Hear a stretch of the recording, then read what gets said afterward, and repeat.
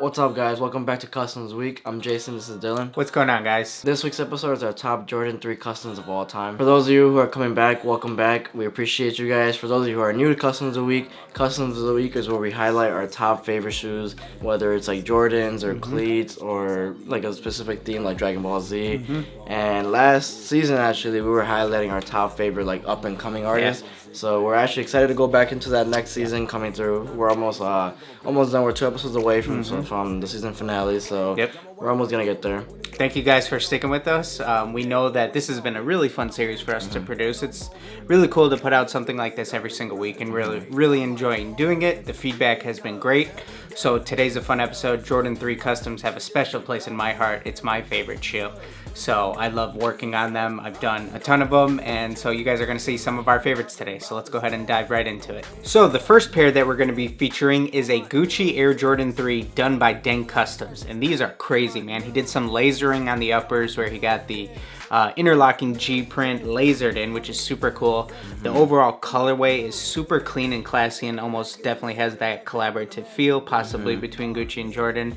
Whereas, you know, there's probably a lot of fake Jordans out there that have donned the Gucci print before. So Stingray tongue, Gucci Dubres, just an overall super clean, classy, luxurious feel to these. Yeah, when you're able to put something out there and actually some people question, like, do these really exist? Is this really a Gucci collab? I think you did your job. You did your job really well, and especially Dink being who he is and like always executing the colors well and everything. You know, it's a very clean custom. Great job. So next up we have the Patinas by Gourmet Kicks. Right away you could tell it has like the Statue of Liberty feel, even with like the bronze, like the rusting away. I think that's a really cool touch, not to really like put the solid color on there, but to make it look like it's rusting. Obviously the blue's really done well too. Like it's a nice saturated, like vibrant blue, and it goes well with the gold. I think that this is a great job of combining the colors. There seems to be a really good ratio here of that greenish bluish to that rustic copper.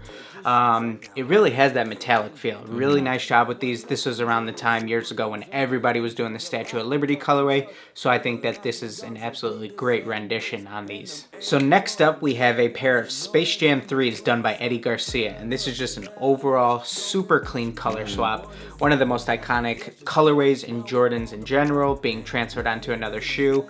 And a lot of the other customs that we're featuring on this episode have a little bit of a higher degree of art execution, whereas this is just that clean, classic colorway swap. But he did a great job on these, and it looks like it could potentially be a Jordan colorway, you know, that they might do on the Jordan 3s. Yeah, I feel like one of the best customs that you could really do is just doing a simple color swap. You know, like I think taking what already belongs in another shoe and executing it well on a different model.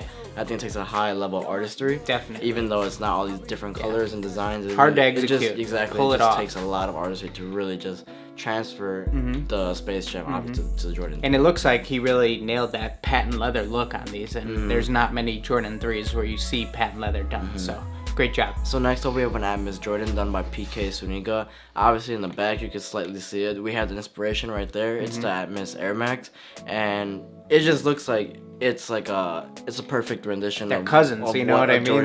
They're meant to be together. Of what an Atmos design would look like on a Jordan 3. And I gotta say, this is probably one of the most reposted pictures of custom shoes of all time. This photo has been used a lot for rumored Air Jordan Atmos releases, which is cool anytime a custom photo gets passed around that this might be a real release. And he just absolutely hit the nail on the head of really transferring that colorway from the Air Max onto the Jordan 3. An absolutely crazy job, and this is a colorway that people would lose their minds over if these actually released. And last but definitely not least on our list, we have Mosh with his pair of Man on the Moon Jordan 3s. And man, oh man, this is an awesome take on Cuddy's debut album. That artwork is insane. The gradient and artwork that's really featured in Cuddy's face transforming into the moon is just insane and very hard to execute.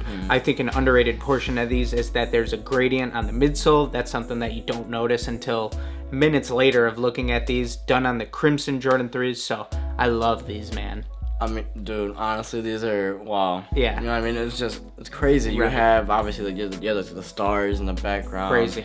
that it doesn't really look like splatter. It looks more just like stars, like it belongs with the moon and everything. And like you said, just to transfer Cuddy's face onto. This is such an iconic album cover. Definitely. You know what I mean? Everybody recognizes this right away.